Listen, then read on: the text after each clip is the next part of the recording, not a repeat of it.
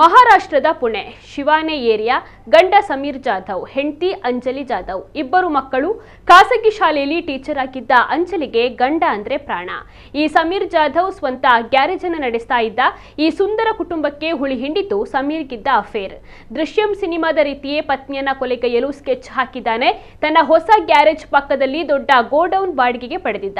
ಬಳಿಕ ಅಲ್ಲಿ ಸೀಸಾ, ಕಬ್ಬಿಣ ಕರಗಿಸುವ ಬಾಯ್ಲರ್ ರೆಡಿ ಮಾಡಿದ್ದ. ಇದು ತನ್ನ ಗ್ಯಾರೇಜ್ ಹಾಗೂ ಕೆಲಸಕ್ಕೂ ಕೂಡ ಬಳಕೆಯಾಗುವ ರೀತಿಯಲ್ಲಿ ರೆಡಿ ಮಾಡಿಟ್ಟಿದ್ದ. ಬಳಿಕ ಪತ್ನಿಯನ್ನ ತನ್ನ ಹೊಸ ಗೋಡೌನ್ ನೋಡಲು ಬಾ ಎಂದು ಕರೆದುಕೊಂಡು ಹೋಗಿದ್ದಾನೆ. ಗಂಡ ಉದ್ಯಮದಲ್ಲಿ ಬೆಳೆಯುತ್ತಿದ್ದಾನೆ ಎಂದು ಖುಷಿಯಲ್ಲಿದ್ದ ಅಂಜಲಿ ಗೋಡೌನ್ ನೋಡಲು ಹೋಗಿದ್ದಾಳೆ. ಗೋಡೌನ್ನ ಒಳಗೆ ಬಂದ ಬಳಿಕ ಈತ ಆಕೆಯನ್ನ ಹತ್ಯೆ ಮಾಡಿದ್ದಾನೆ.